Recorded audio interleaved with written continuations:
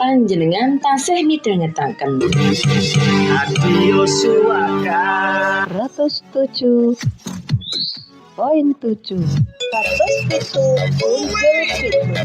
Swaka FM. Radio Swaka luhuring budaya angraketake paseduluran salawase. Swaka pancen jos.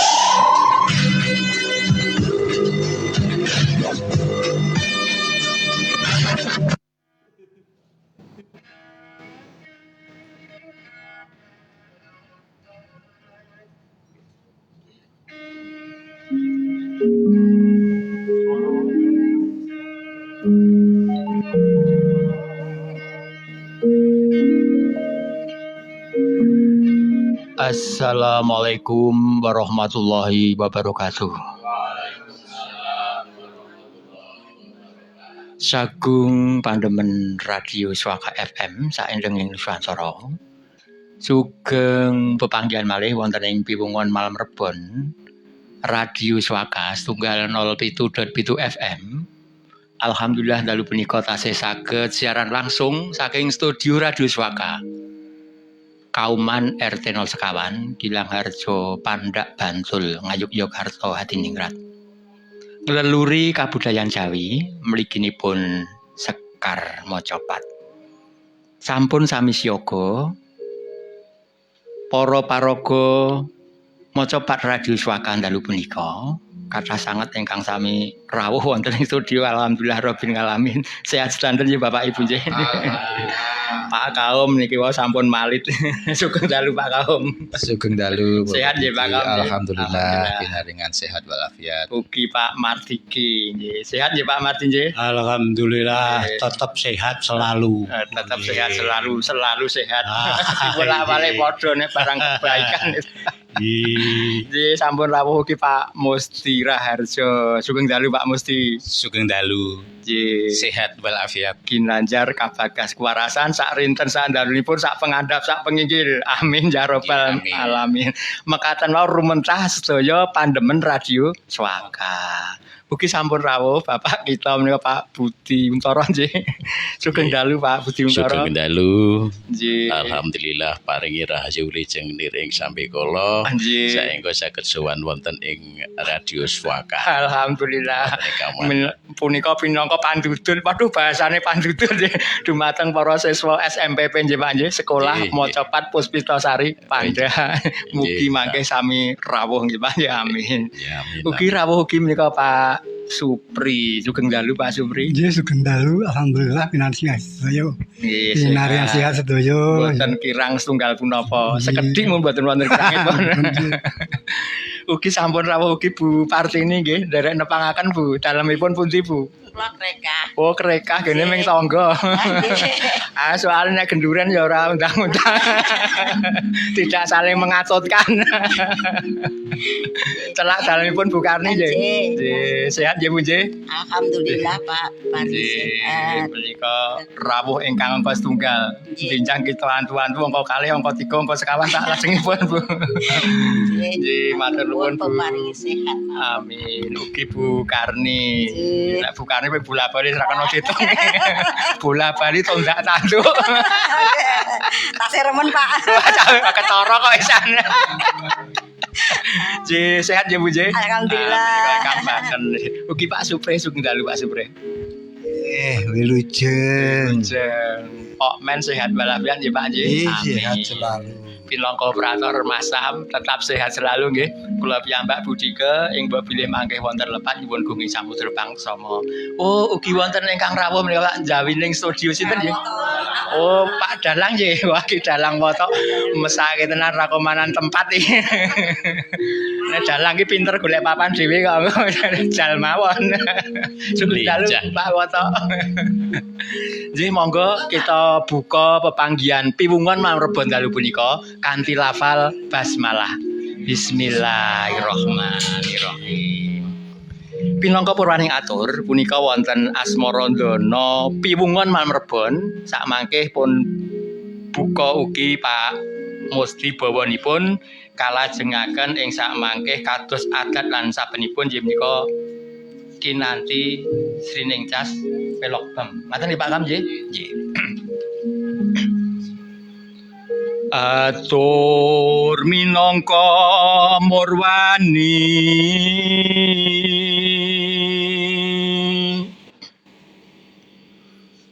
ing piwungan malam rebon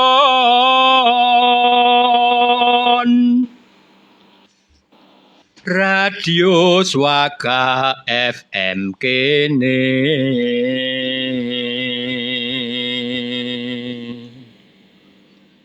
hang leluri maca patan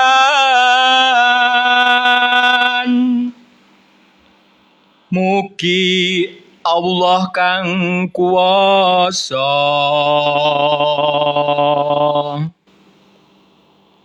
tansah peparing pitulung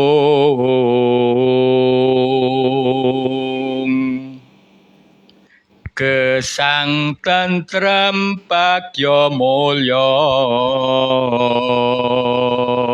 amin ya robbal alamin. Sumangga katur Pak Musti Raharjo anggenipun atur bawa sekar ageng nggih manggala kita pelok bem.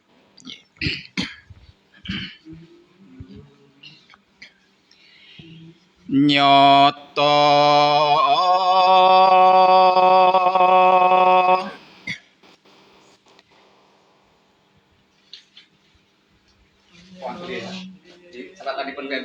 Oh nggih monggo. Ngantariksa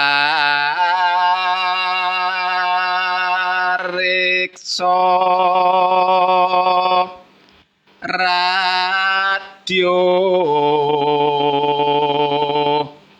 Swaga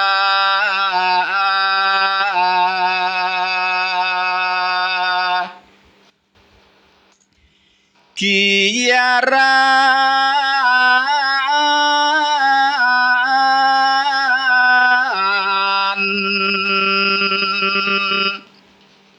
maca patan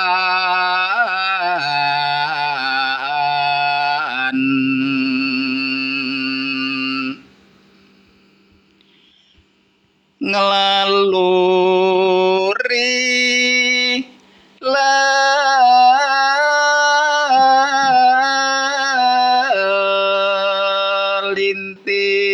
lintirannya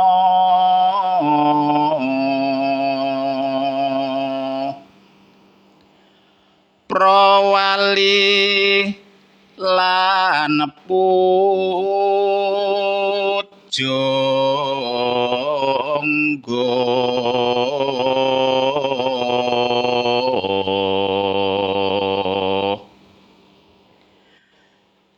kang nuntun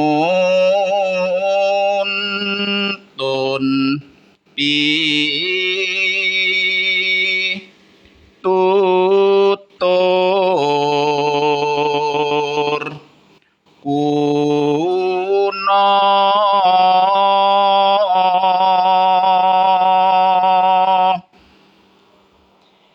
neng madyan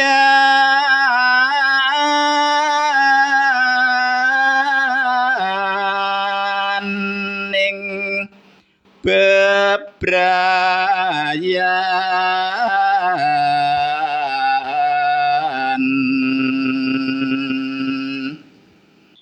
yekti tansah samya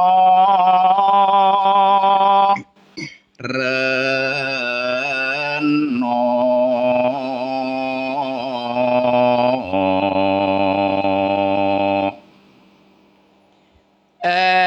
esti kang bagya mulya monggo nyuwun ngarsane kang maha kuwasa mugi tansah maringana sinugraha warga maca pat radio swaka mangya tetep langgeng lestari lawan ngrembaka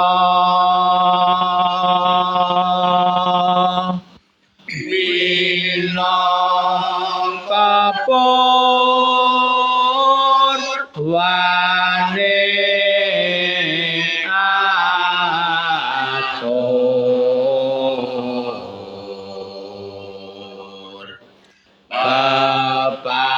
pepanggianta lupuni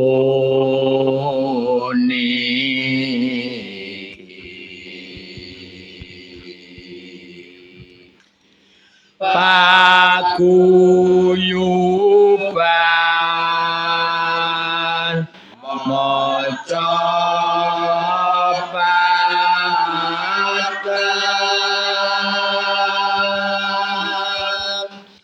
radio swasta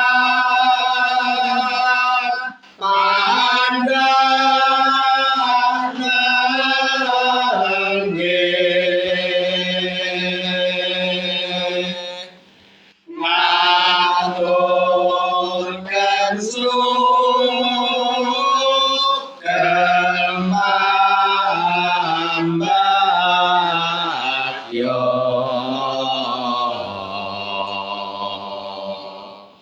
ing arsata rawuh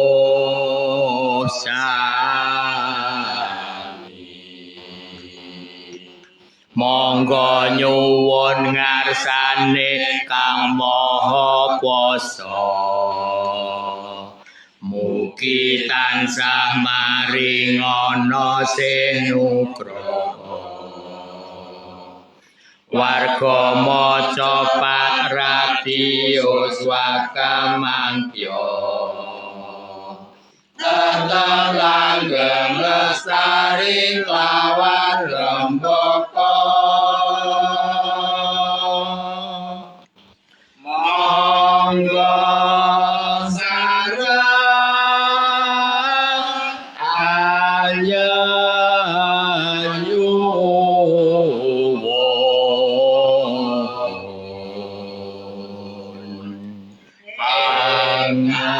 pangarsata lemyang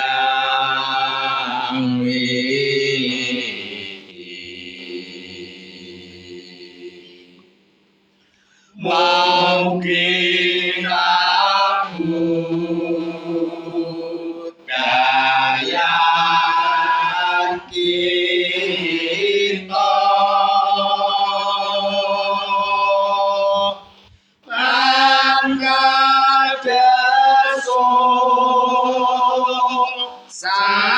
sanes langkri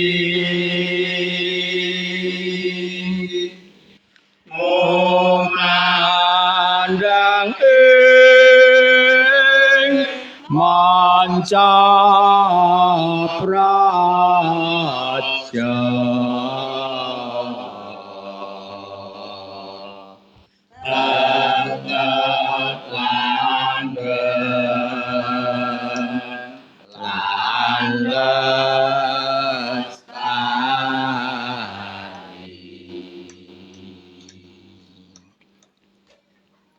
Pantol bangkit guyub rukun kolang kilik maju kumrekut ambangun praja taman sari kang kaesti tan supe angleluri lestarine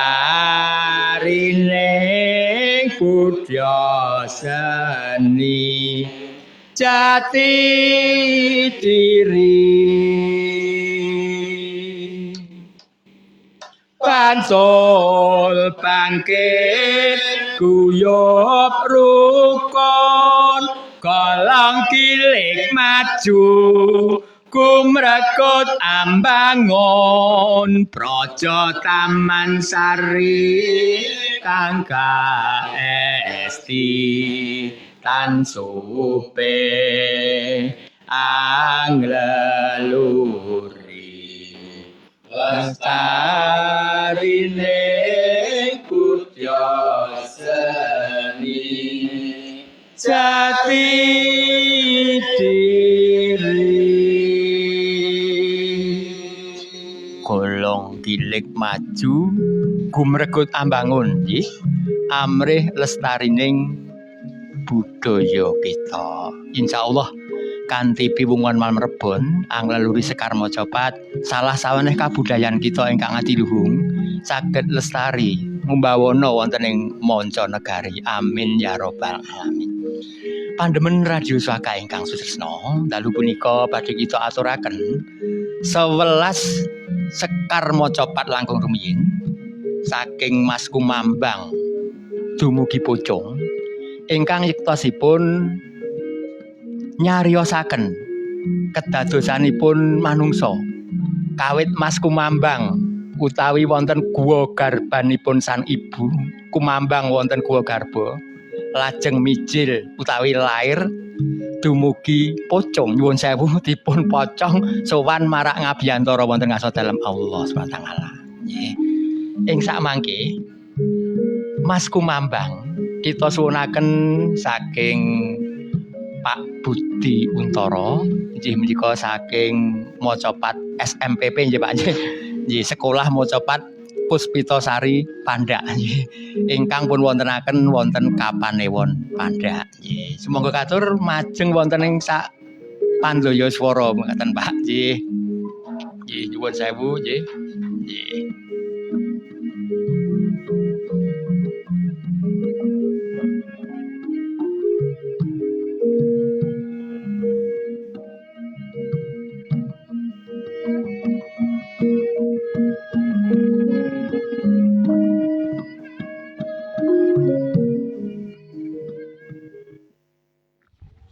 Assalamualaikum warahmatullahi wabarakatuh.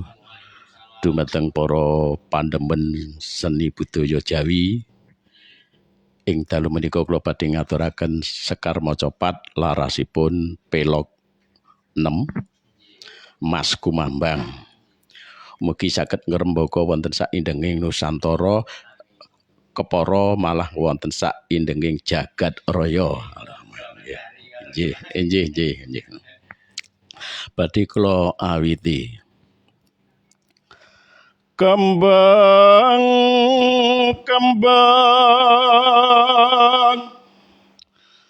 kumambang waspaku mijil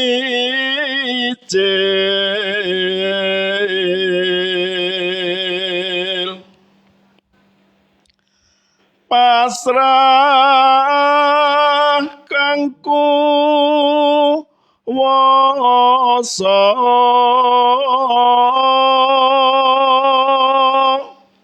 nrimo panduming mati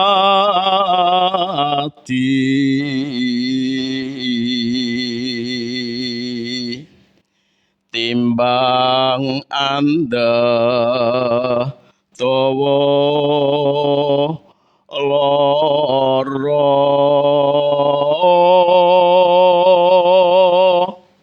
mekaten Sekar Mojopat Mas Kumambang kula aturaken wonten kirangipun kepara kaanggap lepat nyuwun gunging sih samudra pangaksami. nggih matur nuwun pasrah marang Kang Kuwasa nrimo panduming dumati amrih mboten kedawa keloro-loro nggih pasrah ingkang maha kuwaos sedaya menika sampun wonten ingkang ngatur ing samudayanipun kok sae sanget nggih ndadosaken kita nrimo ing pandum Mas Kumambang kados kita aturaken wau Bapak Nggih. menika nyariosaken kedadosan umat manungsa Manungsa, wonten nggih. guwa garbanipun Garbanipun Sang Sang Ibu. Utawi tasih Kumambang nggih. Nggih. Nek miturut basa Meding mbok menawi tasih janin makaten nggih.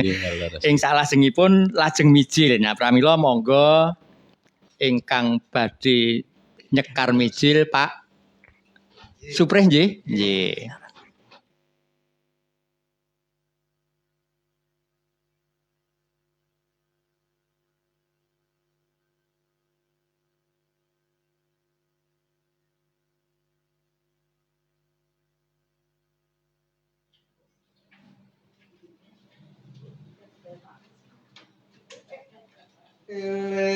Eling-eling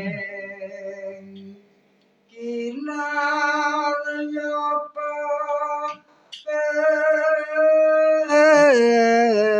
eleng tumrap para anom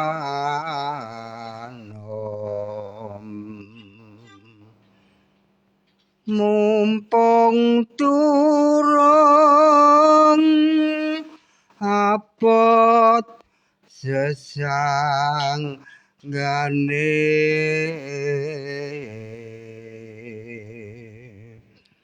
ambutiya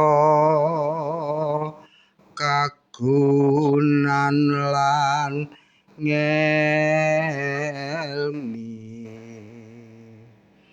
ingkang migunani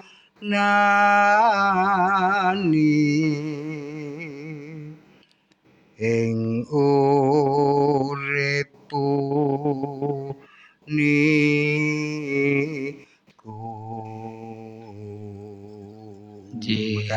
Atur pepeling menika nggih Pak Suprih nggih dumateng para anem wiranem mumpung tesih muda ambudya ngelmi ingkang migunani. Nggih mila sekar mijil menika nyariosaken lairipun sang jabang bayi saking guwa garbanipun ibu nggih.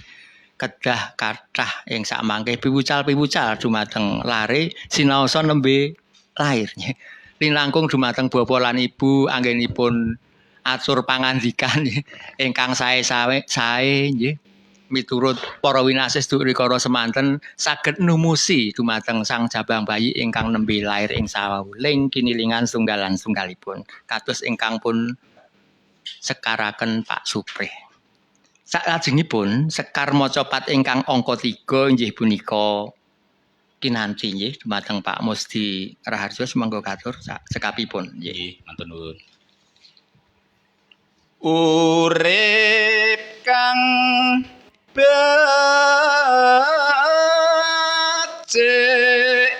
puniku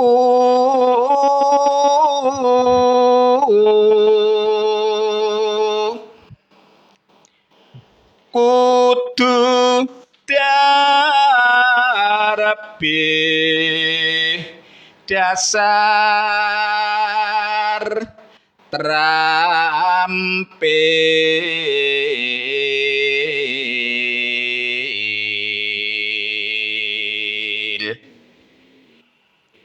budidaya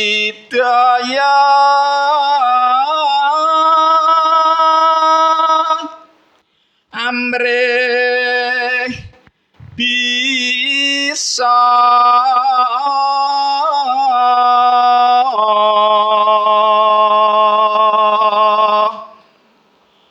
mapan lan uga mandiri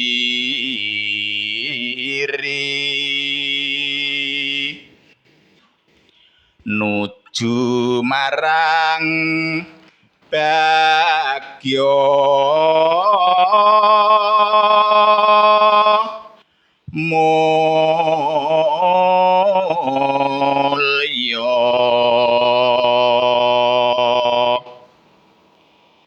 tentrem lair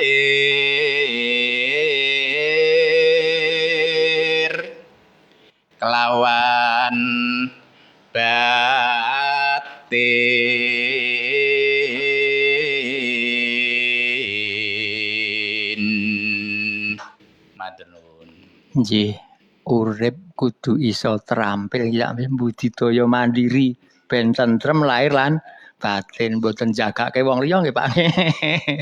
Mandiri, terampil, tentrem lahir lan batin. Mila kinanti menika saking tembung kanthi nggih utawi tuntunan.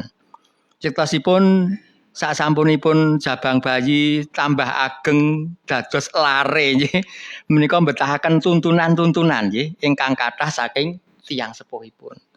Kanthi tuntunan mekaten lare mekaten saged mbangun jati dirinipun kagem gayuh gesang ingkang mulya. Menika maknanipun kinanti. Kanten utawi tuntunan kagem para lare nggih. Matur nuwun Pak Musti Raharjo. Sekar Mocopat ingkang angka sekawan inggih punika sinom nggih Pak Mardi. Monggo pun samektakaken Pak Mardi nggih. Nggih. Mangan duet ro numpak kebu. Wah nek jaman bingek tenan iki Pak Mardi. Pikiran ruwet piwungan malam Rebo. Ruwet kok men ruwet. Mboten satinggo ruwet. Nggih, numpak kebu kalunge ketupat. Malam Rebo hiburane Mocopat. Napa malih wonten Bu Karni nggih. Wonten Bu Partini kathah sanget ibu-ibu ingkang sami rawuh dalu punika. Mila Pak Martin njut betah menika. Semoga katur Pak Marsigi nggih. Sinom Nggih. Sekar sinom karya wulang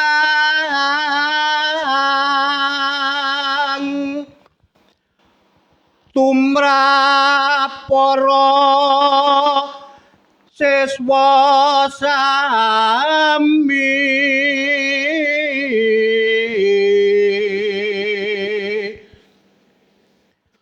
mumpung isih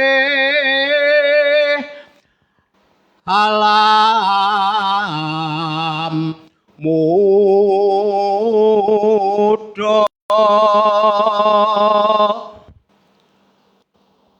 padha anggo tiang elmi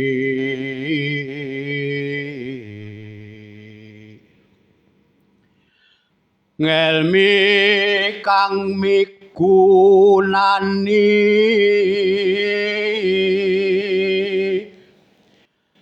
kangge ing bebrayan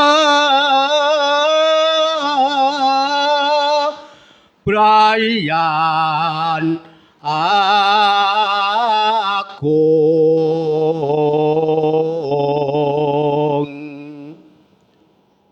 uga mring keluarga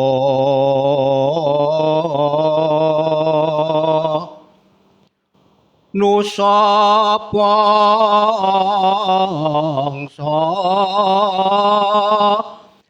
lan agami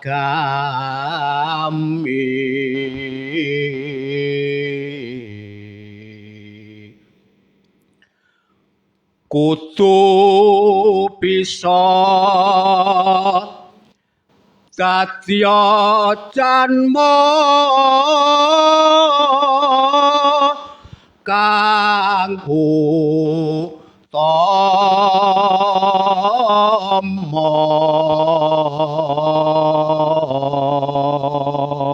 Nggih, mumpung isih muda ngupya ngelmi ingkang migunani dumateng keluarga, nusa, bangsa lan agami. Terus ngelmu ingkang migunani ngelmu apus-apus ora migunani Pakde. Itu Pak ingkang migunani. Nggih, ilmu ingkang migunani nusa, bangsa lan agama. Nggih. Menika urutan angka gangsal, menika serat Sekar Asmarandana nggih. Menika mangke Pak Supri langkung rumiyin nggih Bu nggih. Menika Asmarandana nggih. Monggo Pak Supri nggih. Nggih menika pun urutaken nggih. Sekar ingkang angka setunggal dumugi angka 11 menika angka gangsal menika Asmarandana menika Pak Supri nggih. Nuwun sewu nggih. Mila sinom ingkang pun sekaraken Pak Mardi ing sawau nggambaraken lare ingkang sampun ngancik dewasa utawi nom nggih ngoten nggih Pak Supri nggih mila betahaken wewarah-warah dumateng tiyang sepuhipun nggih manawi mboten gesangipun lare ingkang dewasa wau saged wonten pengaruh ingkang boten sae nggih kanan lan kiringipun mila pun wontenaken sekar sinom nggih kagem para lare dewasa utawi ingkang sampun ngancik enom ngoten nggih Pak Supri nggih sak menika Asmaradana angka gangsal nggih. Monggo sami memuji Brehno santara punika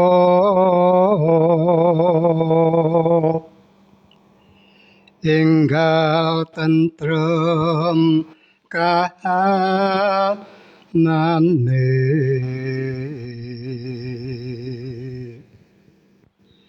sagung ngapara kawula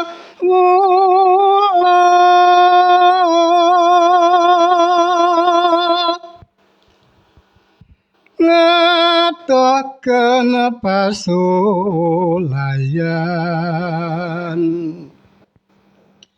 kolong kilik sayuk rukun ngutirajaning praja mekaten Golong gilik sayuk rukun ngudi harjaning praja. Rukun agawe santosa, cerah agawe bubrah. Mila Asmaradana menika nggambaraken nem-neman ingkang sampun ngancik remen andon katresnan. Wah, asmara. Purun boten purun, kersa boten kersa, ya kersa banget ya Pak.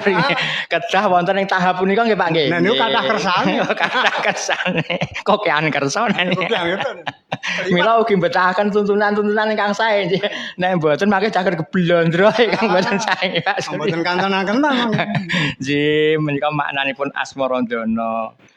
Sekar macapat ingkang angka 6 menika gambuh nggih nyuwun sewu dumateng Ki Dalang Wata monggo nggih gambuh nggih yektosipun gambuh menika saking tembung jumbuh utawi nyawiji liripun nem-neman ingkang sampun andhon katresnan utawi asmara utawi Asmaradana ing sawau sami nunggil kajat nggih nunggal karep nggih badhe mbangun bebrayan utawi Bale Wisma. Menika maknanipun gambuh nggih. Monggo katur dumateng Pak Wotok nggih. Oh, menika gambuh badhe pun sekaraken Ki Dalang Pomo. Monggo Ki pun padosi cakepanipun gambuh. Menika urutan sekar ingkang angka 6 inggih menika gambuh nggih. Ingkang nyariosaken nggih menika jumbuh nggih. Nggih. Jumbuhipun kekalih kaneman ingkang andhon asmara ing sawau. Monggo Pak lenggah wonten ing mriki Pak celak pandaya swara nggih. Nggih. Nggih. Sampun kepanggih Pak gambuhipun? Oh nggih. Aran akawe arom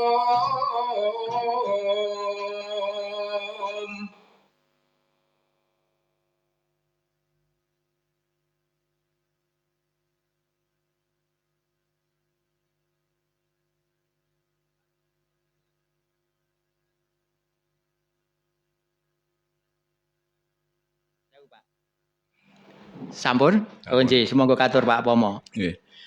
Aran agawe harum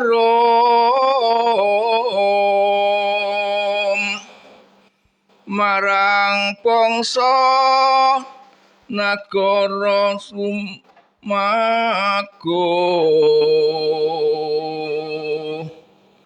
labuh karya sinartan tulusing ati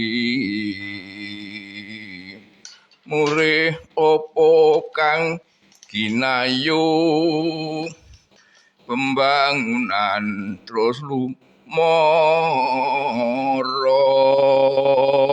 Matur nuwun. Nggih, murih apa Kang Kinayuh pembangunan terus lumorok menika mbok menawi tembungipun samangke jalan terus ngoten Pak. Tiada henti ya, bangun lan bangun. Nah, menika wewarah nggih berkelanjutan ngoten Pak nggih wewarah dumateng para muda ingkang sampun gambuh utawi jumbuing katresnan setunggalan setunggalipun nggih. Sekar Mojopat ingkang angka 7 nggih menika dandang gula. Nggih. Mbok menawi Pak Wotok badhe nyekar dandang gula? Nggih. Nggih, dandang gula nggih. Pun samektakaken Pak Wotok nggih. Mancing welut entuk sidat. Wah, malah gedhe niki Pak Wotok. Tansah gumregut nyinau Mojopat. Iwak sidat mangsake gudeg. Wah, nyimak Mojopat ngilangke judeg. Kole gamping. Wah, ya gamping tenan. Monggo tindak suwaka nggih Pak Wotoknya. Nggih, sugeng dalu. Nggih, sugeng dalu ki dalang Wotok. Nggih. Kalian sedaya pandeman Radio Suaka FM ingkang boten wegah dereng siaran, pokoke bendina siaran terus iso marakati. Nggih, tiada hari tanpa siaran nggih Pak. Tiada hari tanpa siaran, tiada hari tanpa ngemik. Sehingga dengan demikian para pendengar suara Suaka FM selalu dekat di hati di Radio Suaka.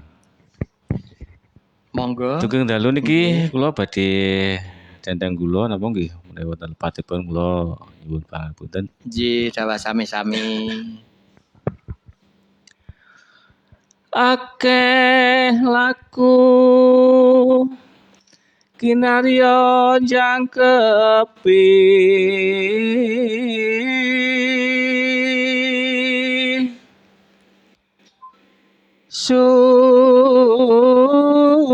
supayanta semboto sinetya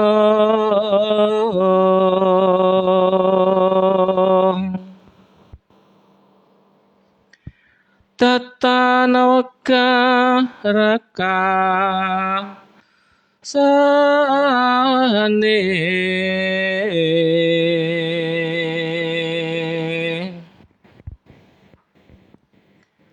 samu karya sing tua ajo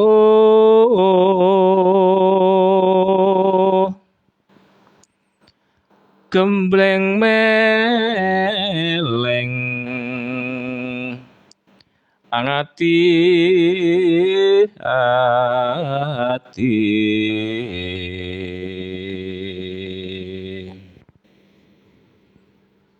pemaja sembrono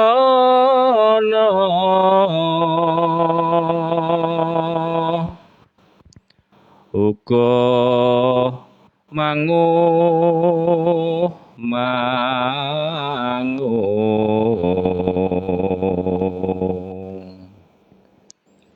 utuh nuju ing pujangga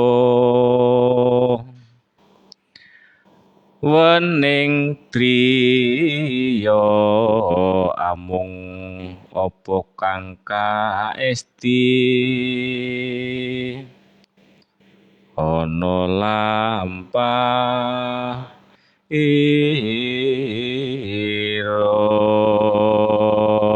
Nggih, aja sembrono, aja mangu-mangu. Nggih. Kedah manter nggih Pak nggih. Nek wedi aja wani, nek wani aja wedi. Menika pangandikanipun filosofi saking Ki Ageng Surya Mentaram. Dadi ya kudu jejeg nggih Pak nggih kekarepanipun. Lah nggih, niku nggih pitutur nggih Pak. Nggih, pitutur luhur. Amargi matur nuwun Ki Dalang Wotok. Manawi kita gathukaken dandang gula, gula menika manis.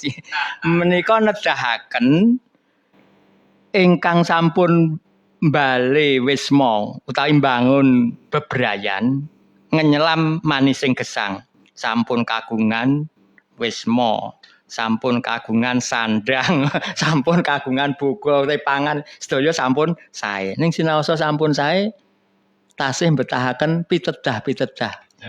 Amargi ingkang pun mestani bondo menika ya sakjane ya ujian nggih Pak nggih. Akeh ya ujian, sithik ya ujian. Pengen diuji sithik apa pengen diuji akeh, Pak? Ayo pengen diuji akeh. Sithik ning cukup. Nggih. Mila dandang gula nggih kenyelaming manis wonten ing kagesang. Matur nuwun Ki Dalang Wata. Sekar macapat ingkang angka 8 inggih menika Durma. Menika badhe kasarirani panjenenganipun Bapak Suprih. Nggih. Sumba katur Durma menika Pak Suprih. Nggih. Nggih, sampun. Campo ing prang tambo mungsa lawan rowang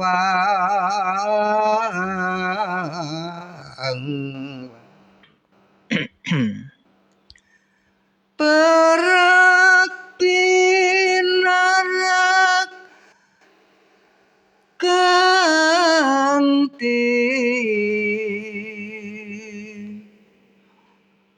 tanpa ngeman pecah sihing Gustika etang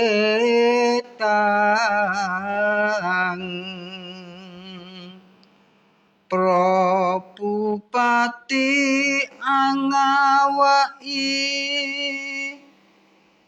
ngadeg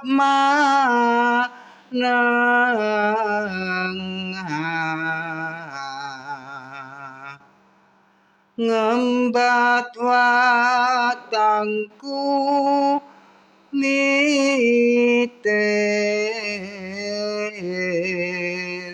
mekaten Nggih, mila Durma menika saking tembung dharma utawi paring utawi sedekah dumateng sesami.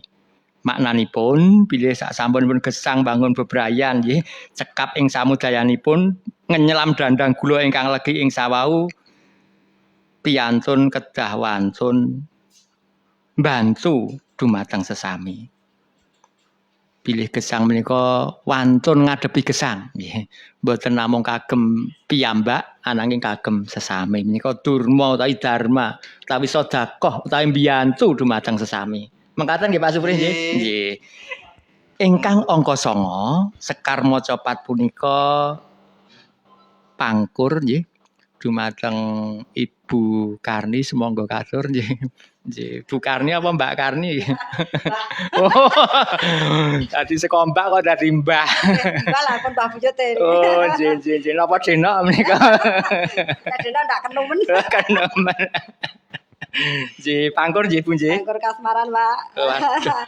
Kaya Mbah kaya isih kasmaran. Tasipun ngajenge awet enom. Oh, nggih, awet enom nggih. Kaya sacet dasdes. Nggih, matur nuwun Ibu. Nggih, semonggo katur pangkur Bu. Nggih. Mingkur ing angkara akarana karenan marti siwi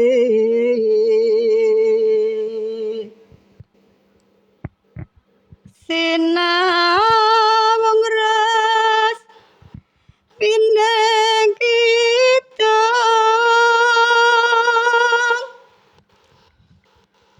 sinupa sinu karta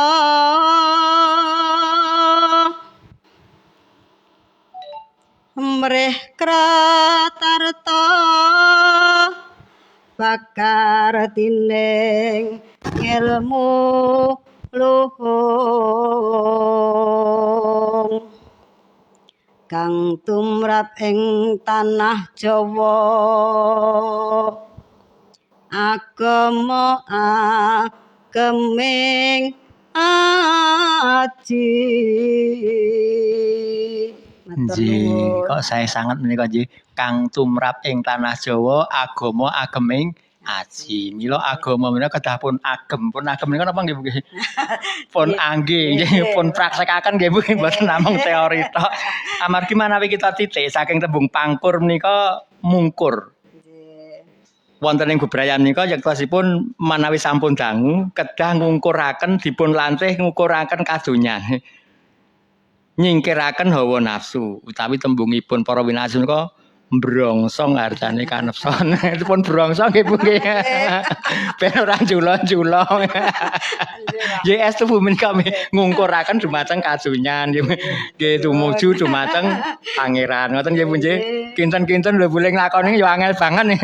Sesuk tak berlatih karo Bu Karni. Nggih matur nuwun. Sak sampunipun Durma, nyuwun sewu nggih. Pau Durma lajeng angka 9 pangkur, angka 10 menika megatruh. Pas nika megatruh menika bagianipun Pak Kaum. Amargi megatruh menika tiyang purun boten purun, remen boten remen, kersa boten kersa, kedah megatruh latihan pati. Kanthi ngathah-ngathahaken ibadah, kanthi ngathah-ngathahaken nilaraken kadonyan. Megatruh, latihan megat nyawa. Monggo Pak Kaum dos pundi panggula wentahipun latihanipun megat nyawa utawi megatruh. Nggih. Tuhu tresna nyingkiri sagung pepaco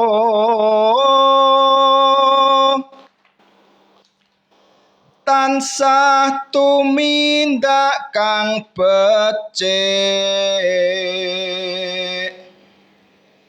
tumraping bebrayan agung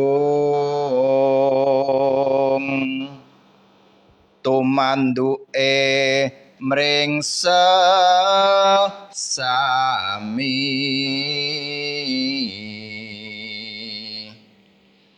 tan suka adamel awon.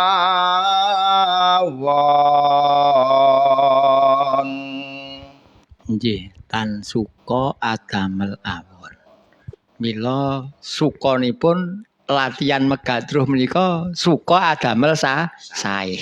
Adamel awon dipun kirangi, syukur-syukur mboten wonten ya angel menika ning suka adamel sae. Amrih roh kita mangke pecat nggih saking raga menika kanthi gampil. Ngoten nggih Pak Kom nggih. Nggih, menika maknanipun megatruh. Kersa mboten kersa. Nggih. Tuku rambak cacahe 4, pikiran kebak nyimak maca 4. Njur enting rambak 4 disayur lodeh. Pas niki Mas Sam niki nggih. Nyimak maca 4 banjur sumeleh. Alhamdulillah. Ingkang angka 11 sekar maca 4 mekaten pun wastani sekar pucung.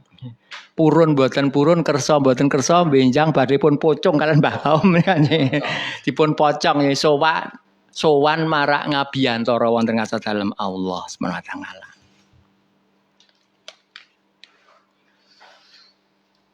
Aja nggugu kandhane wong aku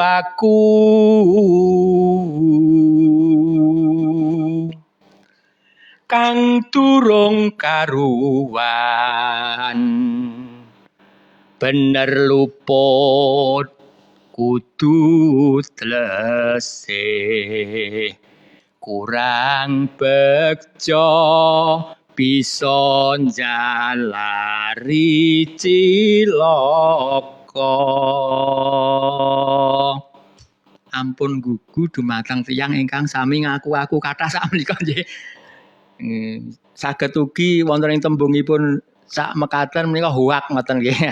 Menika kurang bejanipun njalari kita cilaka. Nggih mila monggo nggih gesang nggih saking Mas Kumambang nggih lajeng micil utawi lair lajeng kinanti nggih betahaken tuntunan lajeng sinom lare nem betahaken wewarah lajeng asmarandana andun katresnan betahaken pituduhipun tiyang sepuh lajeng gambuh jumbuh badhe mbangun bale wisma lajeng dandang gula ngenyelam manising Balewisma utawi tiyang ingkang ngadepi keluarga.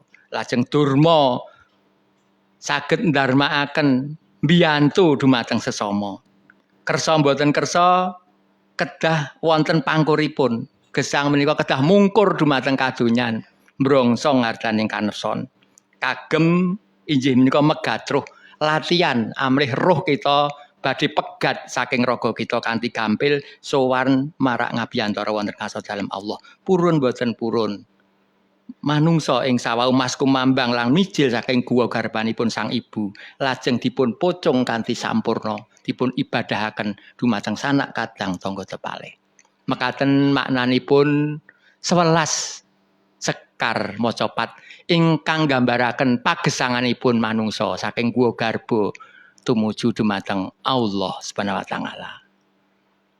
Pandemen Radio Swaka ingkang usrena kasigeg langkung rumiyin ananging panjenengan sami saged paring atensi mbok menawi kagungan panyuwunan sekar macapat utawi nyekar saking dalem saged wonten ing nomor WA utawi telepon 0838 gangsal 666 9966 utawi saged mresani wonten ing siaran Facebook Swaka-Swaka lan saged nyerat wonten ing Facebook Swaka-Swaka badhe kita pinangkani pamundutan para pandemen Radio Swaka saindenging Nusantara wonten ing dalu punika. Kasigeg langkung rumiyin matur nuwun.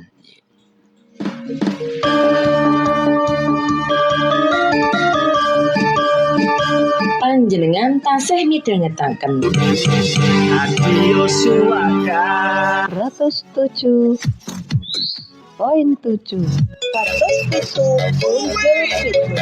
Swaka FM. Radio Swaka luhuring budaya angraketake paseduluran salawase. Swaka pancen jos.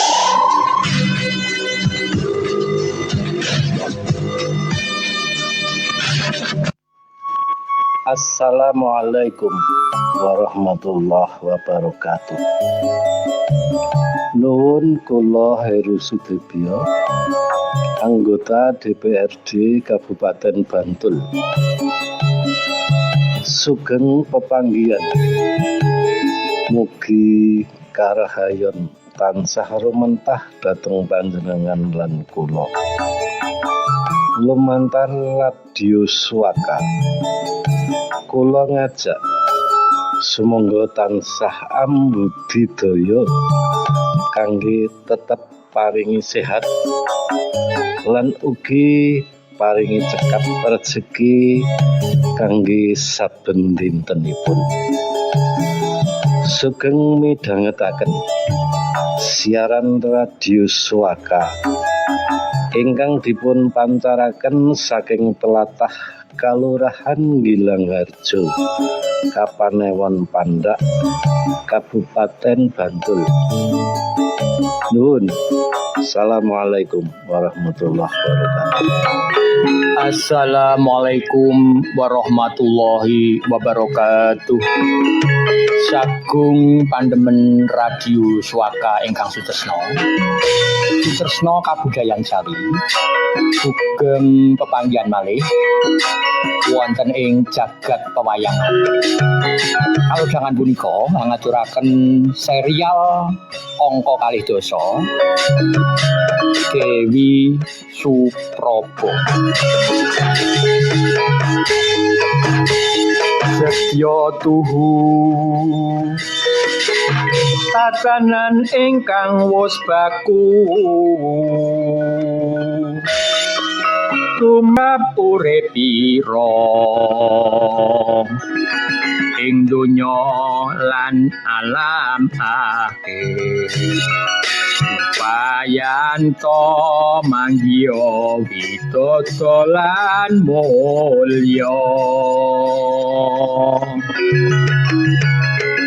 asma Dewi Supraba panjenenganipun kagungan rama inggih punika Bathara Indra Wondene Dewi Supraba kagungan garwa Raden Arjuna.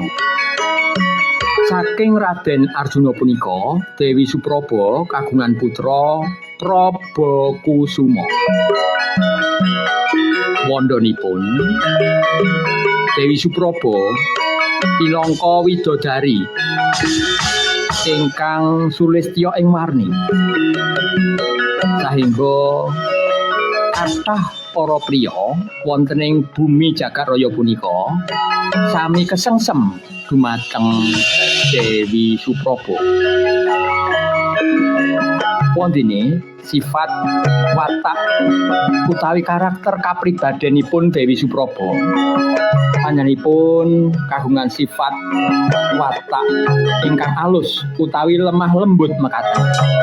Ugi watakipun sae ananging karakter kapribadenipun saged pun wastani piyambakipun pinangka wanita sulistyaning warni ingkang kendel utawi pemberani mekaten. Pandemen radio Swaka ingkang sutresna kasekten saking Dewi Supraba nate panjenenganipun nusuk mripat tengen Prabu Newata Kawaca inggih menika raja wonten ing Manik Mantaka. Duk rikala Prabu Newata Kawaca punika minjen mresani para widodari wonten ing Kahyangan Kaendran. Saking punika ing salajengipun mripat tengenipun Prabu Newata Kawaca saged wuta.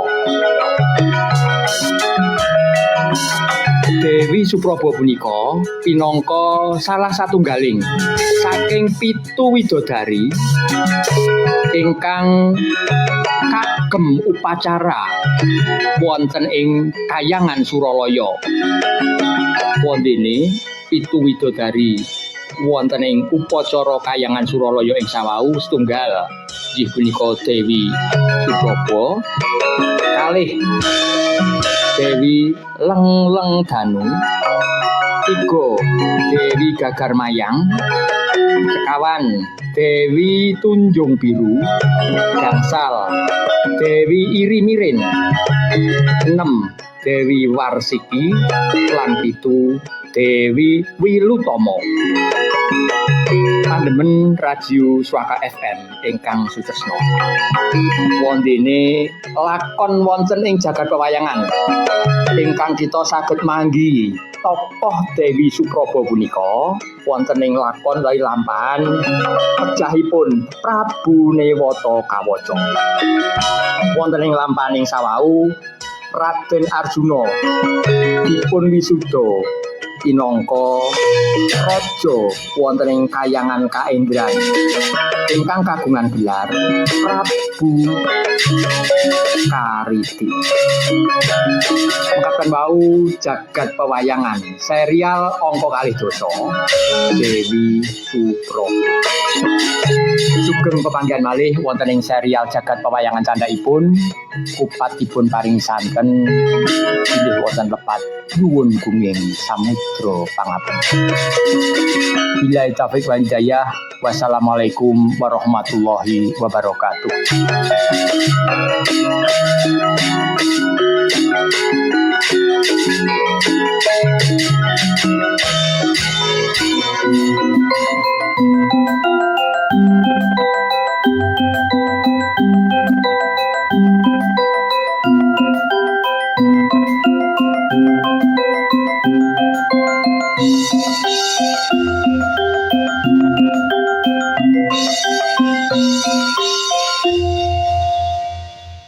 Radio Swaka Gilang Harjo kanggo pandemen ora pilih kasih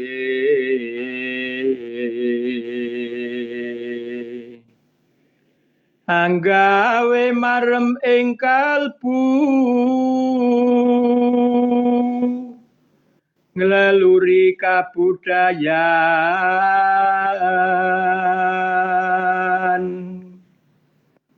Monggo tansah dipanjer radionipun.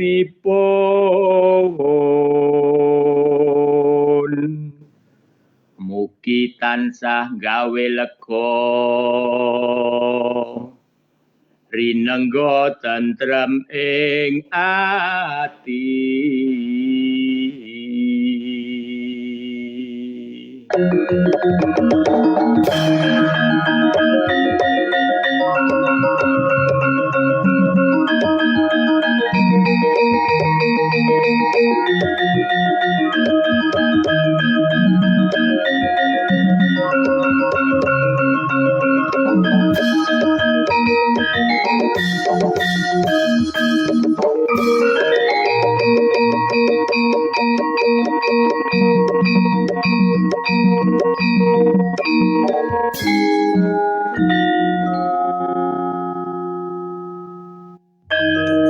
Assalamualaikum warahmatullahi wabarakatuh.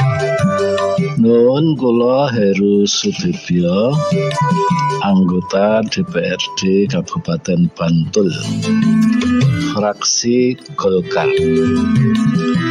Dhateng para pandemen radio Swaka.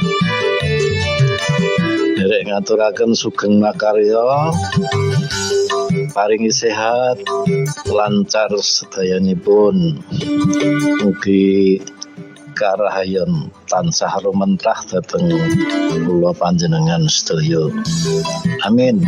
Assalamualaikum warahmatullahi wabarakatuh.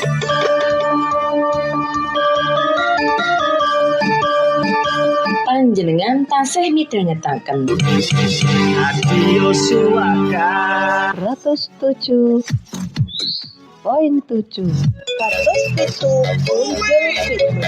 Suwaka FM. Radio Swaka luhuring budaya angraketake paseduluran salawase. Swaka pancen jos.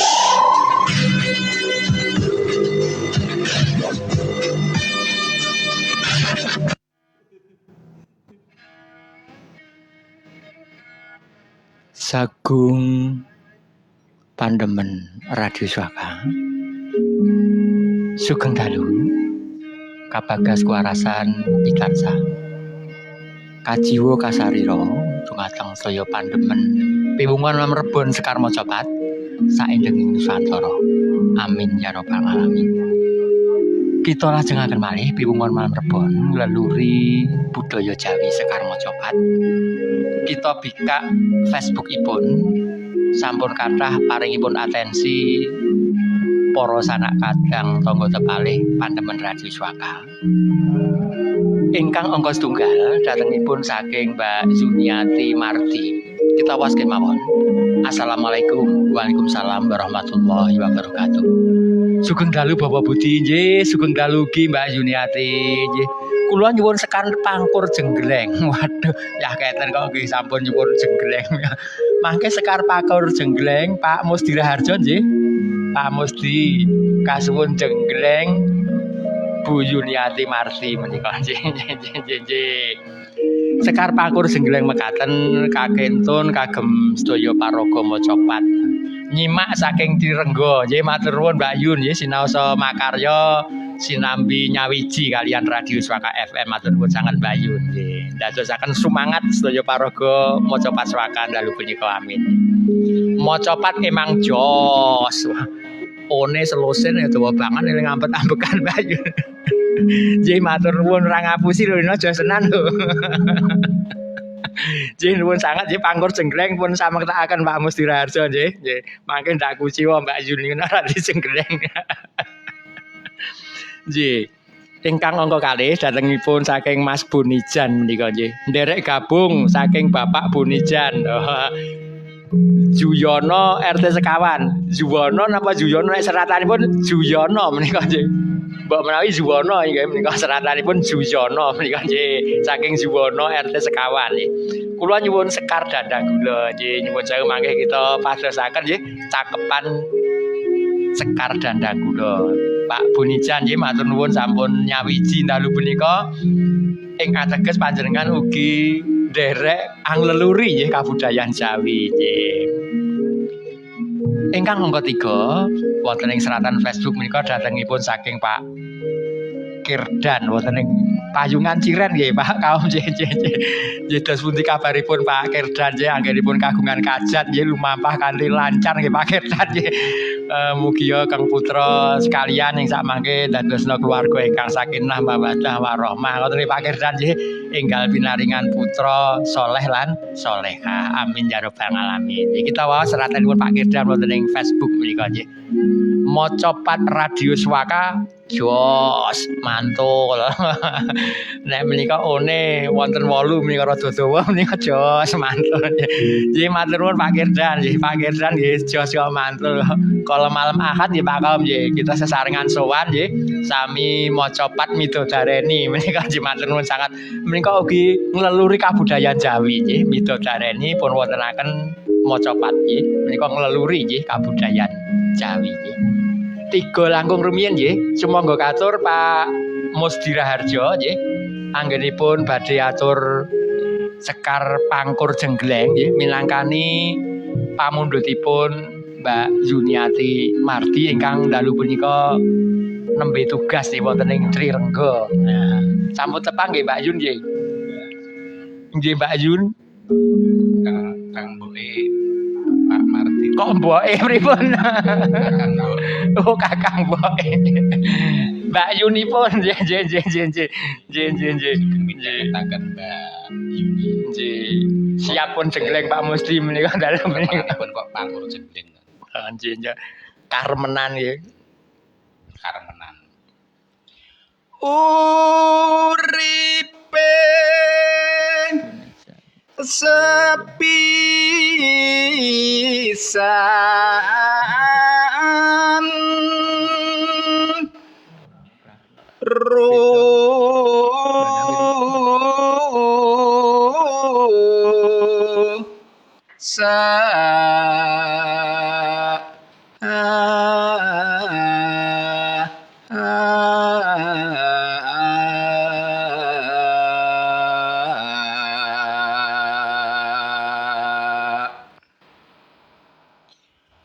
Nora mulur nalare pateng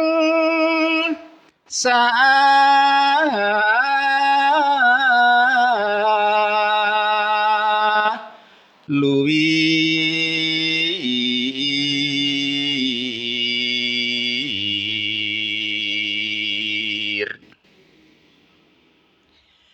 kaditokku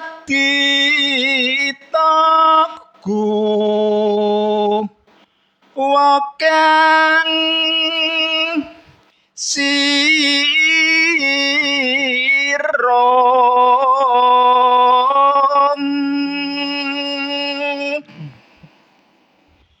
sinareng ing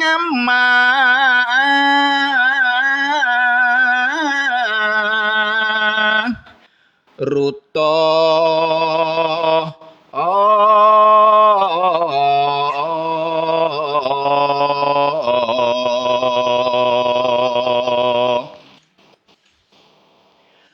kumarenggeng akerang anggung ku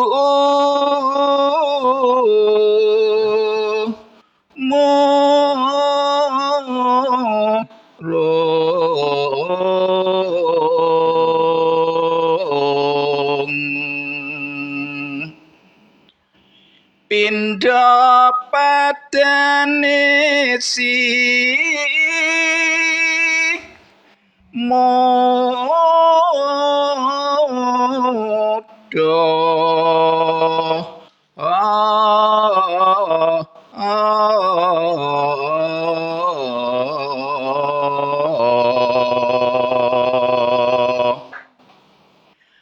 prandene masiko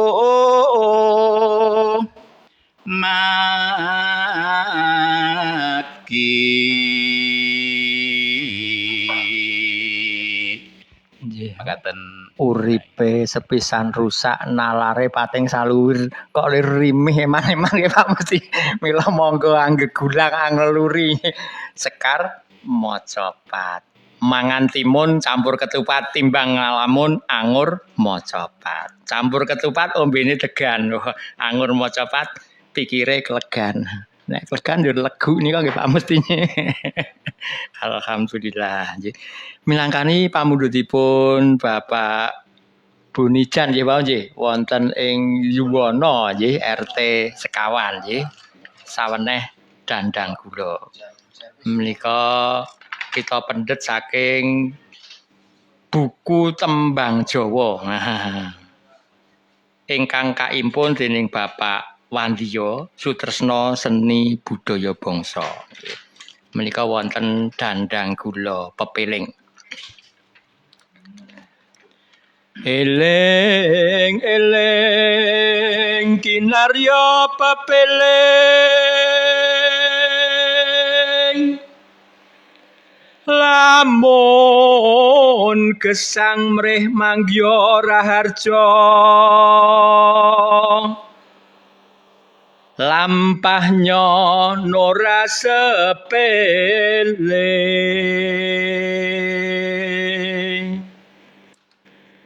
manembah mring Hyang Agung salir tindak mapan utami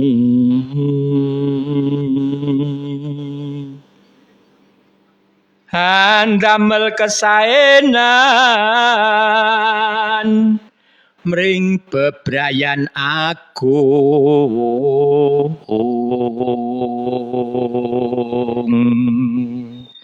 hayo demen munasika apan gawe lega suka mring sesami tansah ngenaki nala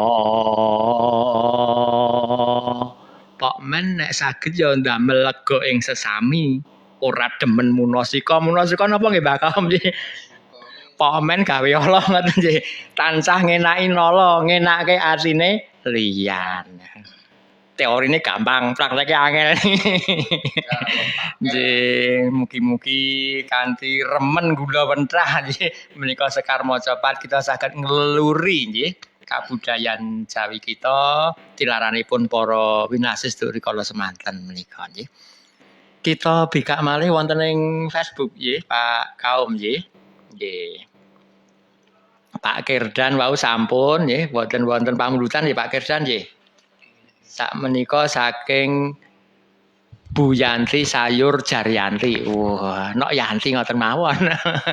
Nok Yanti Mbah Warso nggih. Nggih. Assalamualaikum. Waalaikumsalam warahmatullahi wabarakatuh. Sugeng dalu Bapak Budi nggih, sugeng dalu ki nok Yanti nggih. Sugeng dalu Masam, sugeng dalu Bapak Kaum lan sedaya paraga Mojopat. Mugi sedaya paraga Mojopat pinaringan kasehatan sedaya. Amin ya rabbal alamin. Semanten ugi nok Yanti sekeluarga nggih Mbah Warso nggih sedayanipun nggih kaparingan bergas waras sak rinten sak dalunipun amin ya rabbal alamin. Kula nyuwun Sekar Asmarandana ingkang nyekar Bapak Mardigom. Menika Pak Mardigom dipun senggol nok Yanti lho menika nggih pun samektakaken nggih Sekar Asmarandana. Pak men gelem ra gelem purun boten purun dasdes satset monggo tindak sak lebeting studio wonten ing sak celaking Pandaya Swara nggih.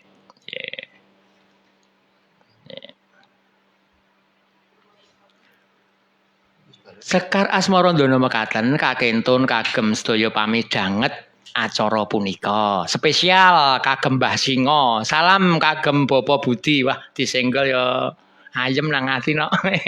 Ugi Masam sugeng ayahe tugas nganti paripurna. Nek le maca ora ngati-ati kleru lho paripurna ning paripurna.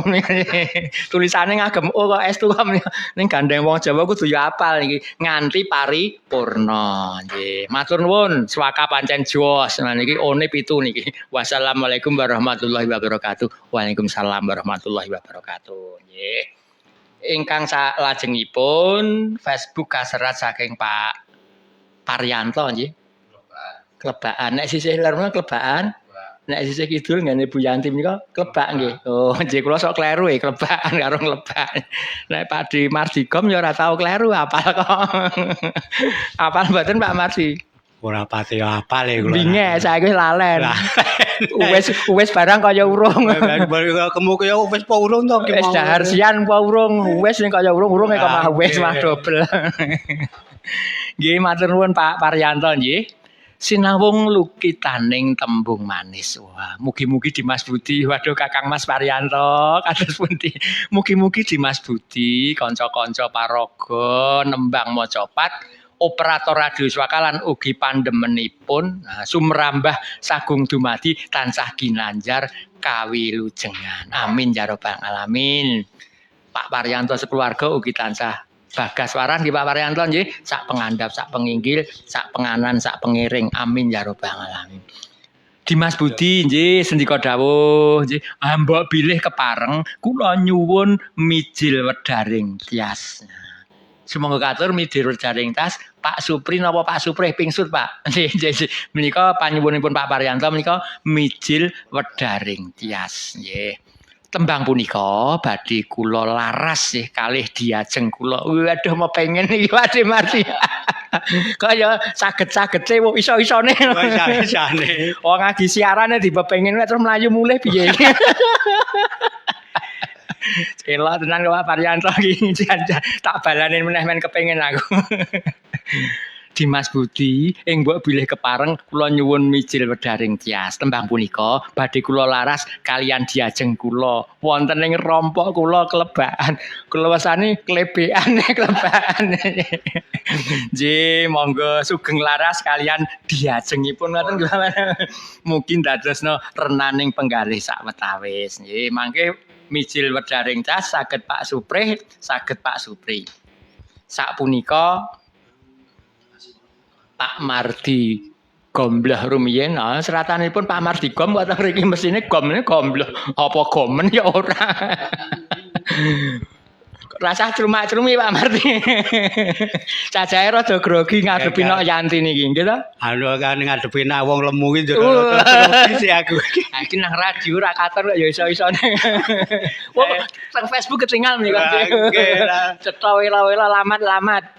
Yanti niku Mbah Warso ki mesti nggae lemu kae ra dadi rada minder aku ngadepine. Nggih, kamangka panyuwunipun napa wau? Asmarandana. Waduh kok ya trep kalian Pak Digom menika nggih. Nggih Asmarandana nggih. Nggih, sumangga katur Pak Mardigom. Sekar kinarya pepeling para muda jaman mangkya eling amarang uripe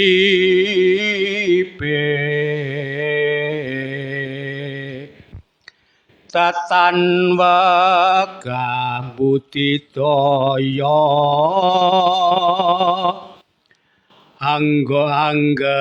anggayuh kautaman pinter trampil budi luhur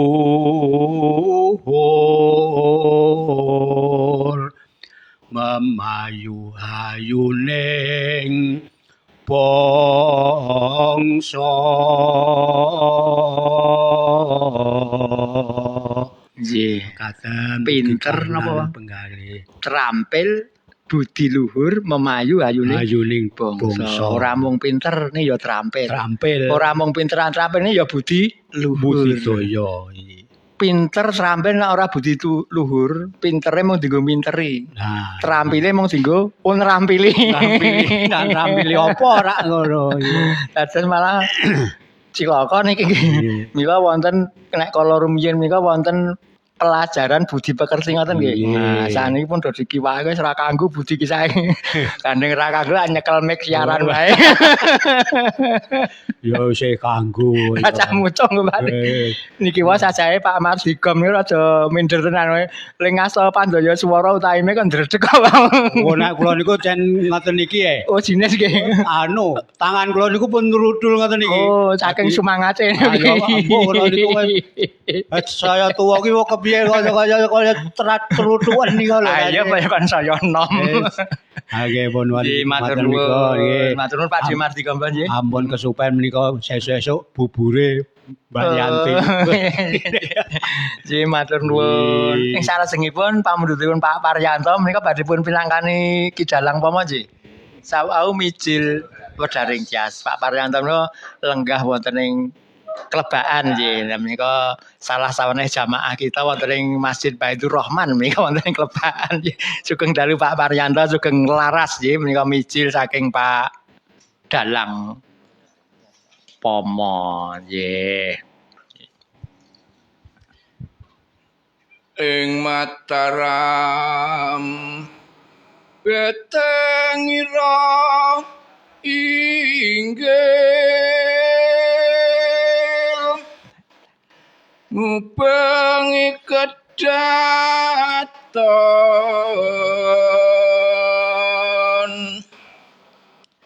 plengkung lima mung papat mengane jagang jero tultuyanyo wening ringin batak suci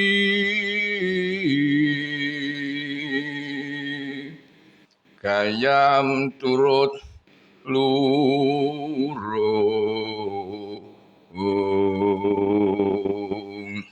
Matur nuwun Pak Paryanto menika wau tembangan Sekar Mijil Wedaring Tias Pelok 6. Nggih. Nyarosaken Mataram.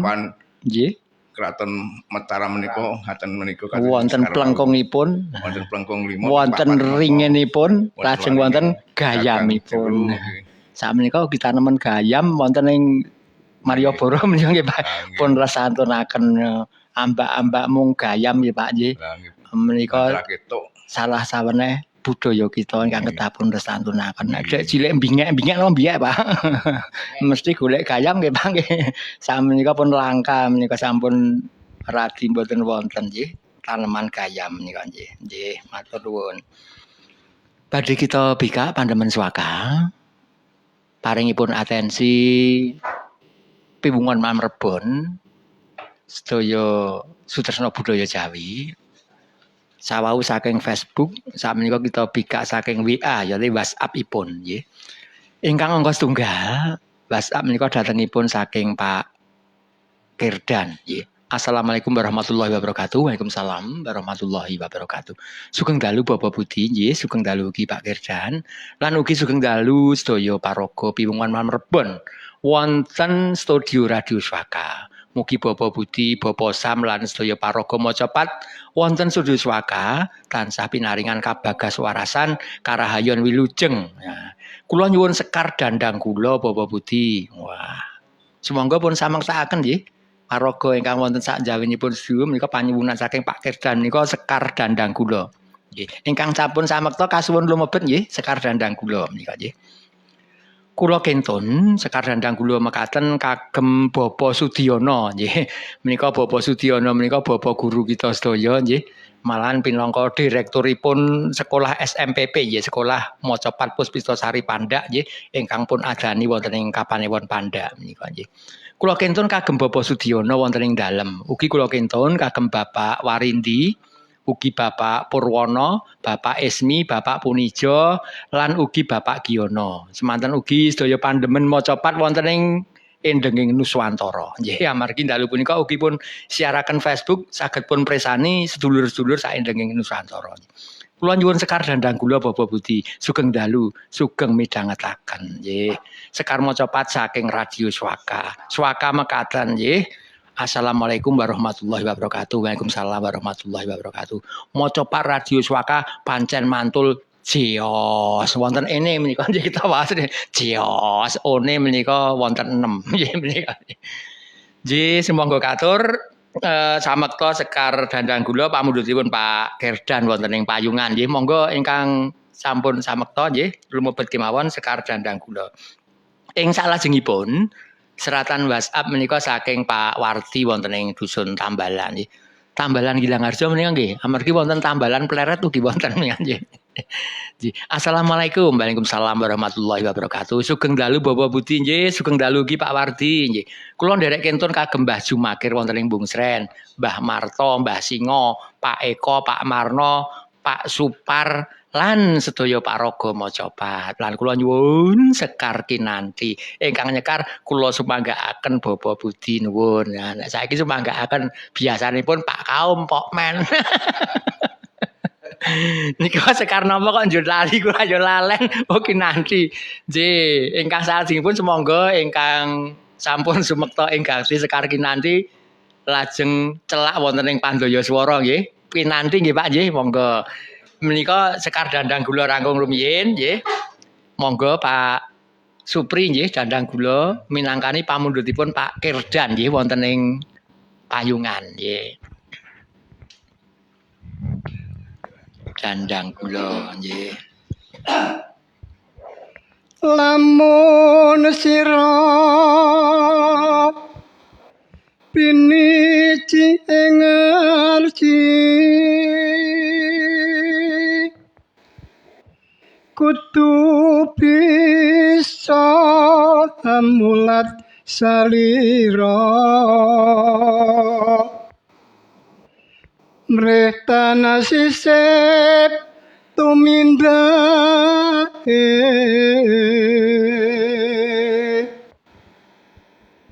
jumbuh karaseng yang agung asih tresno marang sesami wibawa wicaksana kepaing pangrengku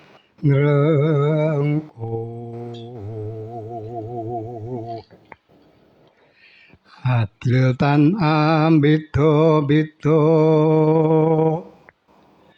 tindak tanduk linambaran tresno asih mamayu ayuning rat nggih jumbuh mring yang agung wicaksana ming sasami ora beda-bedakaken ning sesami nggih Pak nggih aku Bidara kono kok monggo sedaya dipun rengkuh wonten studio Swaka kok njur ngono ya tenan nggih Pak nggih kakung putri saking pundi kemawon sami tindak rawuh wonten ing studio Swaka namung angleruri kabudayan Jawi wonten ing piwungan malam Rebon boten benten-bentenaken mekaten nggih nang kebon nandur telo rambat malam Rebon karo nyimak macapat telo rambat dibakar enak rasane geragas nek jaman riyen nggih Pak dalang woto ning saniki ya akeh sing ngoten nggih Pak nggih telo bakar jagung bakar ayam bakar apa dibakar nggih Pak nggih telo rambat dibakar enak rasane nyimak macapat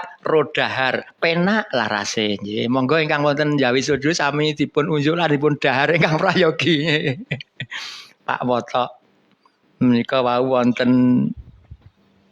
panyuwunan nggih saking mijil mawon kula nembe sinau mijil niki ya. Oh nggih. Oh mijil wonten nggih. ingkang pamundhutan mijil kula ajeng nembangaken menika. Oh nggih menika wonten pamundhutan kinanti saking Pak Wardi Tambalan. Jene mijil nggih saged. Pun selani mijil riyen mangke kinanti pun samektakaken sak badalipun Ki Dalang Woto nggih. Monggo kinanti nggih para sederek wonten ing sak jawining studio nggih. Pun samektakaken sekar kinanti nggih Pak nggih. Nggih. Monggo mijil rumiyin mboten dados punapa Ki Dalang Woto nggih. Mijil niki mijil mideningrat nggih. Nembe sinau niki kaya niki mau. Pawitane murih pias kasil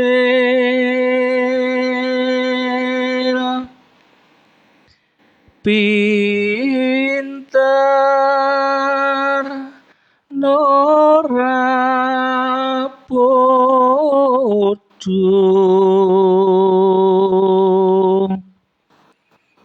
guna bisa trampil cacane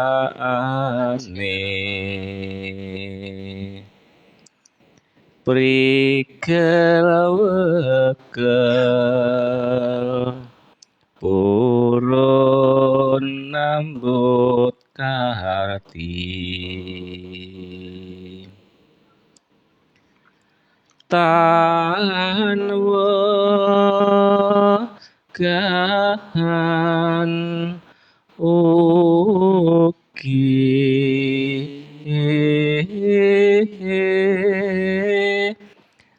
manter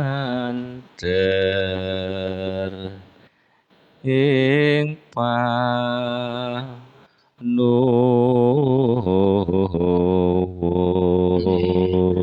prigel ngaten nggih Pak wekel nggih tan wegah manter ing panuwun. Nek tembung saiki ya berusaha ya berdoa ngoten Pak nggih. Berusaha tidak pernah lelah. Lelah, tetap berdoa tidak pernah susah ngoten Pak. Matur nuwun. Minangkani pamundhut Sekar Kinanti saking Pak Wardi. Sumangga katur pandemen Radio Saka Paraga wonten ing Jawi Kinanti. Oh Pak Dwi nggih. Oh nggih Pak Dwi Pak Kaum nggih monggo katur nggih. Pak Men ya tiba Pak Kaum piyek-piyek nang kene. Ajeng wau Pak Wardi wonten ing Tambalan mboten ngendika nek Pak Men Pak Kaum nyatane ya terus Pak Kaum pun judune niki Pak Wardi nggih. Nggih, ngapunten nggih kula badhe minangkani pamundhutipun Bapak Wardi wonten ing Tambalan nggih. Nggih. Kinanti nggih. Nggih. Kang aran bebuten luhur tutu pangkat tutu ngelmi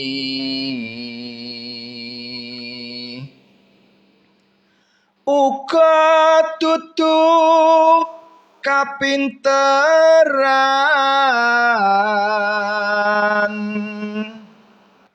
lan tutu para winasis apa maneh kasugihan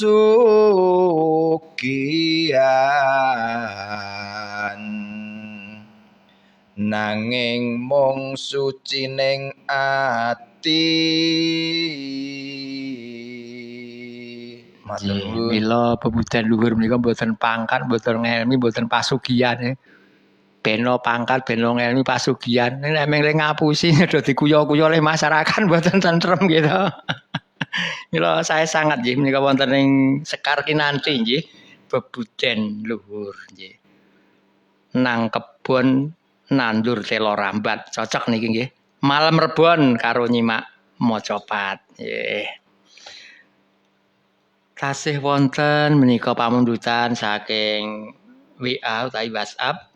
Datengipun saking Dena Eka nggih menika nggih.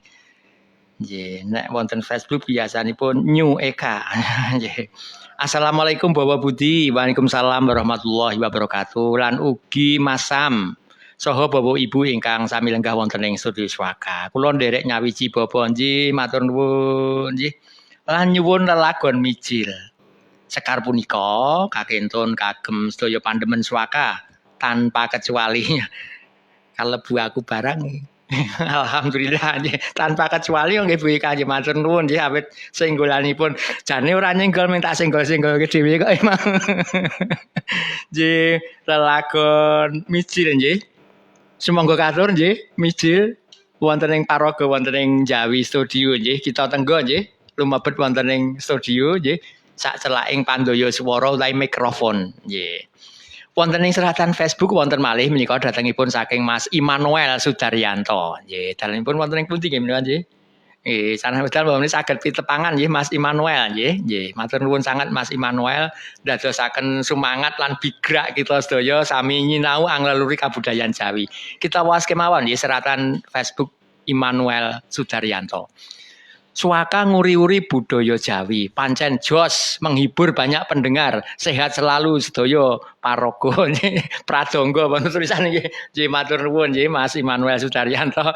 Nggih mugi tansah napa nggih nyawiji wonten ing Radio Suaka mliginipun piwungon malem Rebo nggih. Mbok menawi danganing penggalih saged tindak rawuh wonten ing Studio Suaka malem Rebo nggih.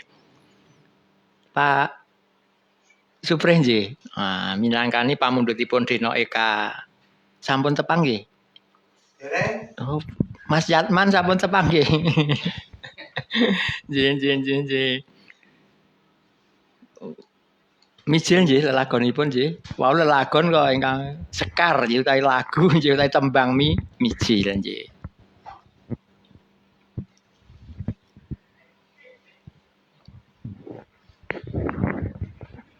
Pawitane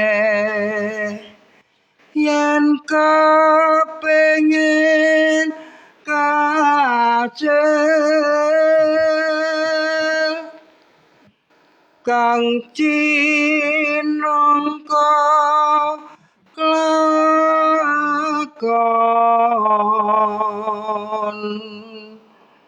kanthi laku gede prihatine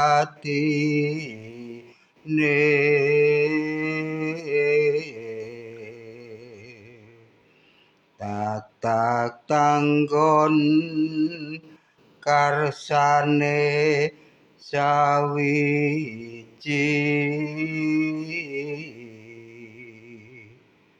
apa kang asti ayo mangu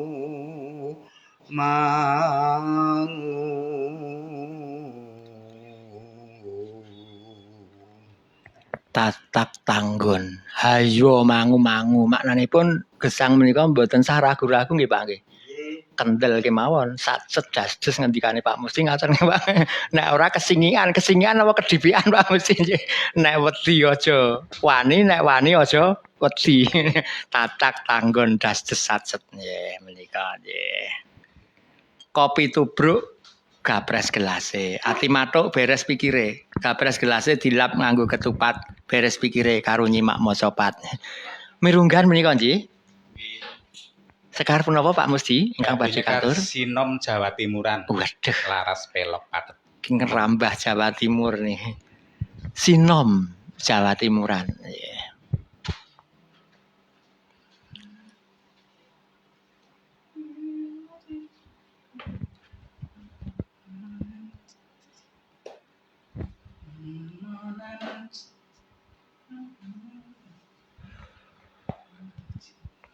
Lumanen wong urip neng alam donya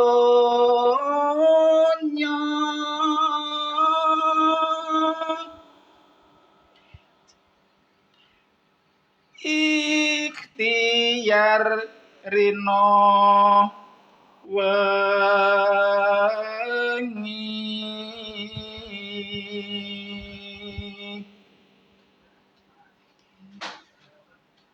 ora priya lan wanita kudu ya saeka kapti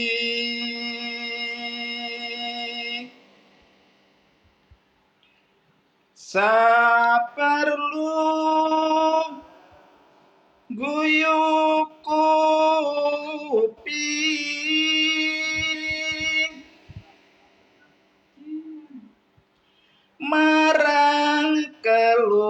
reganipun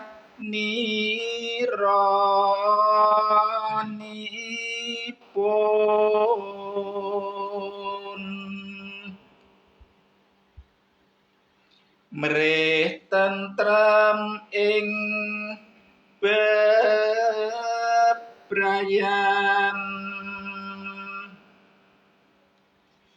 sabar narimo lair batin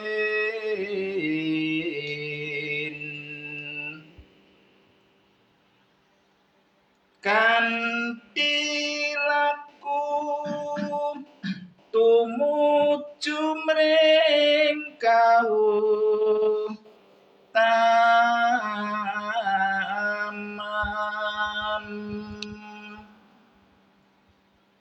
Sampun. Nggih, tumuju ing kautaman.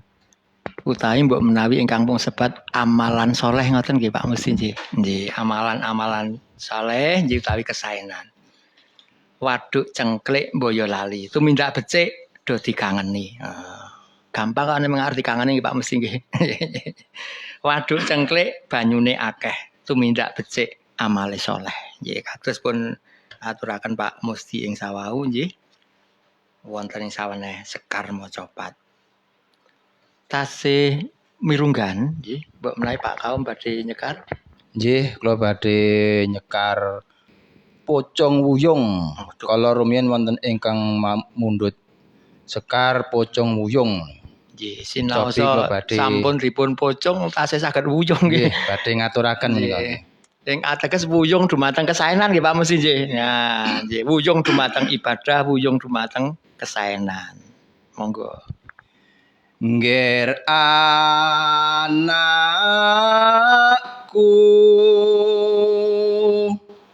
sira nini bocah ayu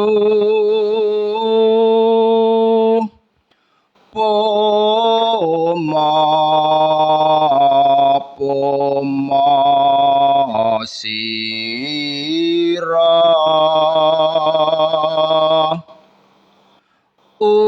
uripmu kang ngati ati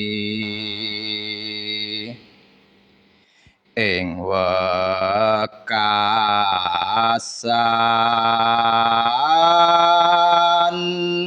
bagya mulya salaminya.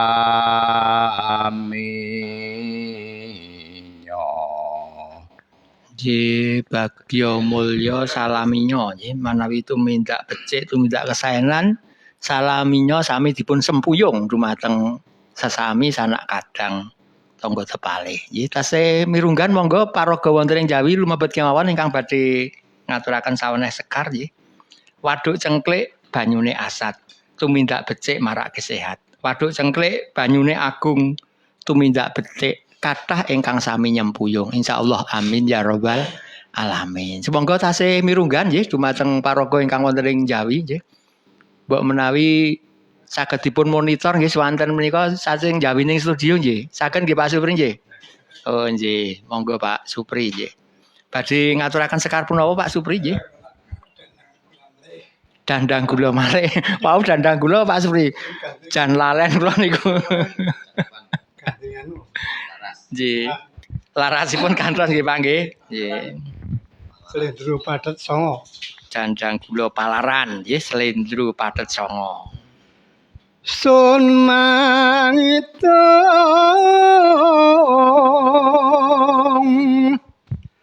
umatameng witi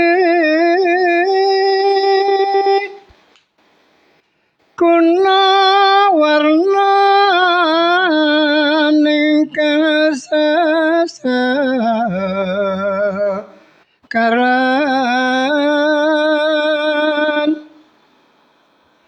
cengar mengas nengar.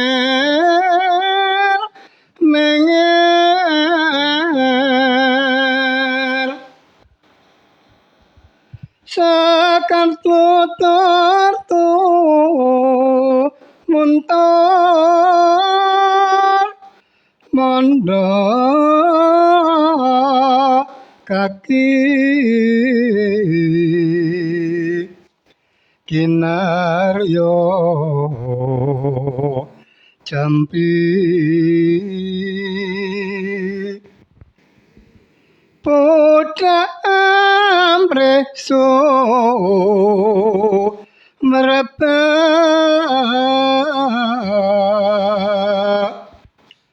konga sekar kadung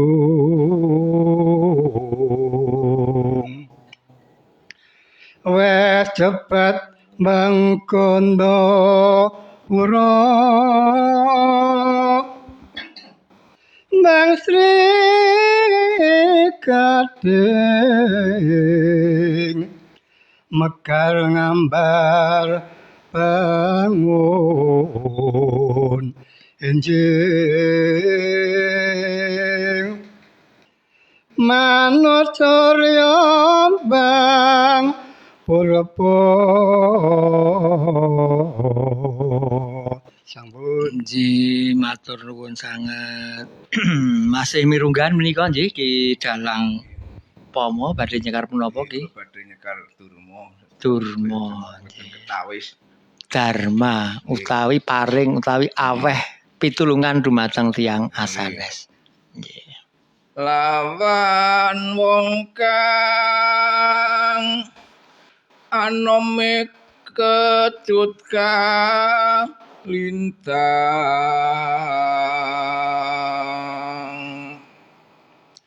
yen wis tuwa krasa legi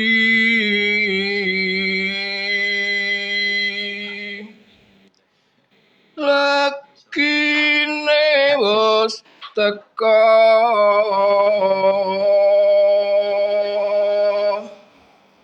sinimpen aneng apa kula sawa katon becik ing titranira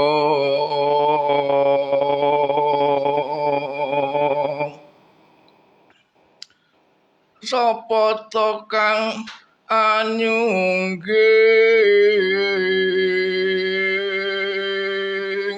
sampun matur nuwun menika Durma Sureng kiwuh laras pira pathet barang matur nuwun Ki Dalang Pomo menika sinaosa sampun sulaing dalu tasih kita bikak WhatsApp malih kanyatan tesih wonten menika datengipun saking Pak Siswantyo nggih wonten ing Kadisara menika.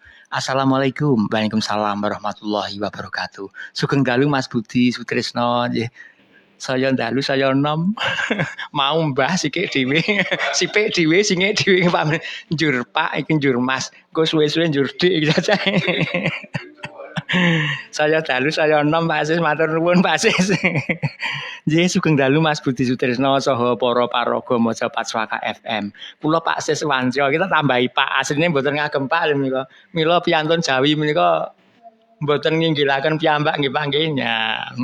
Ora awake dhewe kok dipak-pak dimas-mas. Kula Mas Siswancya. Nggih matur nuwun Pak Siswancya nggih. Menawi kepareng nggih kepareng mawon Pak Sis. Kula nyuwun sekar Asmarandana. Ya mene kok ya isih Asmarandana. Badhe kula laras kalian mantan pacar kula sinambi layah-layah. Wah iki ya mau pengen meneh niki Pak. Dipepengen pindho nggih. Wau dipepengen kalian Pak Paryanto nggih. Menika kalih Pak Siswancya nggih. Sumangga katur dumateng paraga maca Patswaka sinten ingkang badhe nyekar Asmarandana minangkani sedulur kita Pak Siswantyo nggih wonten ing Kadisara nggih sugeng dalu. Wah niki wonten gumujengipun angel niki lan maca gumujeng ya. Pun tak waca sedhela mawon gumujenge ming siji kok nggih. Saking kula Pak Siswantyo nggih. Badhe pun minangkani Pak Suprih nggih. Nggih. Pak Suprih Pak Sis menika ingkang badhe minangkani pambudutan panjenengan nggih menika sekar Asmarandana nggih. Menika badhe pun laras kalian mantan pacar utawi Bu Siswantyo menika nggih. Nggih. Monggo lenggah lajeng pandaya swara pun asta mawon menika Pak Supre. Oh, madosi langkung rumiyin nggih. Sumangga katur nggih. Nggih. Waduk cengklik banyune asat, tumindak becik marake sehat. Waduk cengklik banyune agung, tumindak becik akeh sing nyempuyung. Estu menika nggih Pak nggih. Nggih, mila monggo. Oh, menika wonten seratan ugi sinambi nyrantos anggenipun madosi menika sekaripun Pak Supre nggih.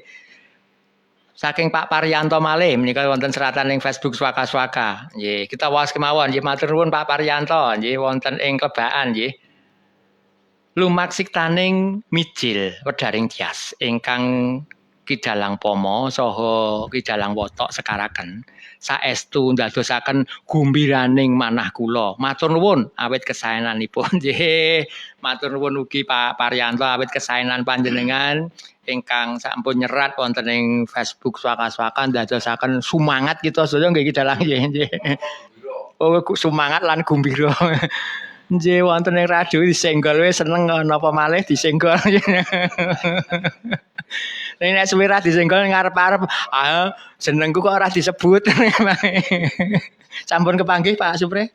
Sampun. Nggih, semonggo katur Pak Supre. Nggih. Barang kawe dipun eleng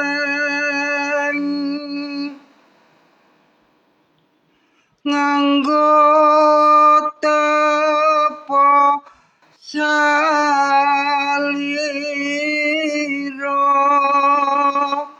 parintah kang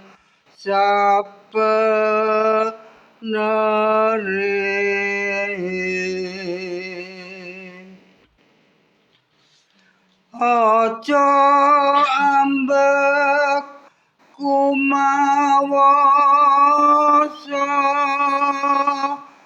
ambrih den wedena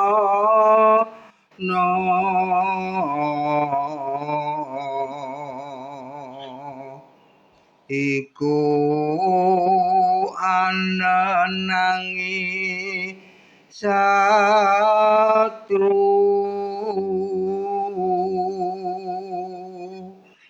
sinire dening sasama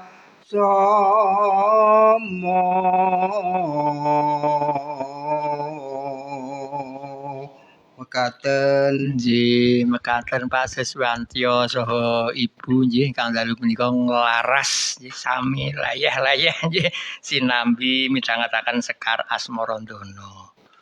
Sampun sulaing dalu pandemen Radio Swaka saenjing Nusantara lan ugi Bapak Ibu paraga maca Swaka. Semoga katur nyuwun sewu sedaya kasuwun lumebet wonten ing studio Swaka. Sesarengan panutuping atur Sekar kinanti Gondo Mastuti pelok barang nggih. Monggo pun pandegani Pak Kaum nggih sumenten kados pundi sepinten larasipun swara nggih Pak Musti Raharjo nggih. Nggih. Sak selaing pandaya swara utawi mikrofon nggih. Amri saged dipun simak nggih nyawiji nggih sedaya pandemen Radio Swaka saenjing Nusantara.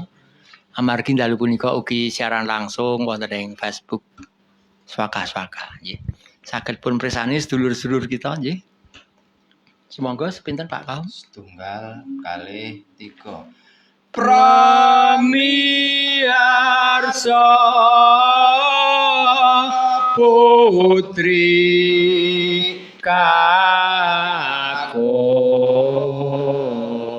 kang tresna budaya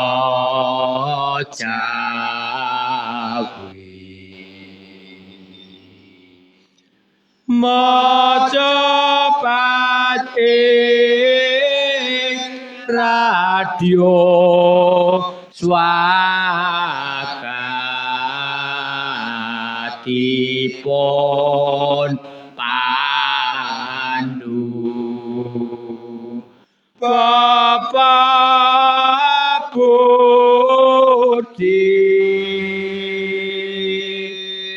nglipur mring para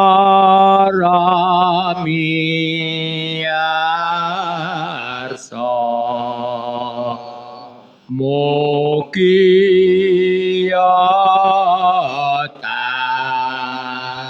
tansah lestari.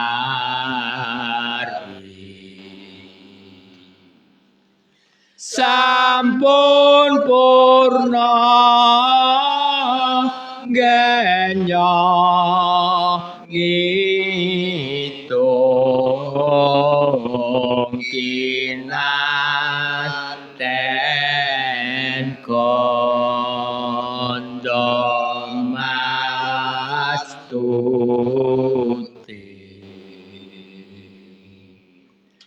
lepan nyuwun pangaksama genya samya angayahi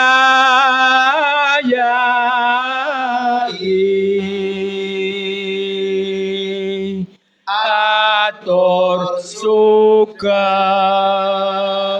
pepisan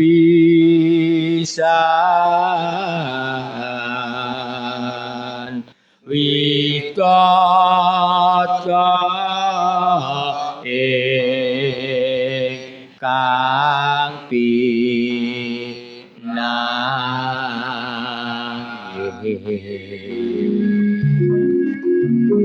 Sagung pandemen Radio Swaka mliginipun piwungan manrebut maca Paswaka saindhenging Nusantara sampun paripurna leluri kabudayan maca pat wonten ing dalu punika.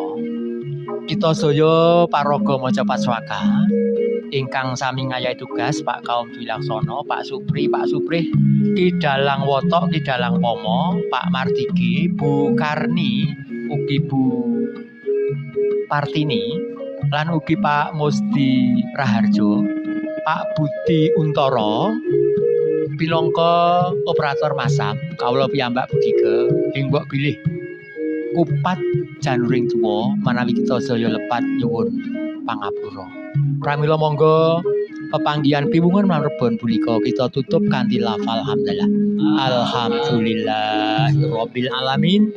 Mugi rahayu ingkang tansah pinanggih.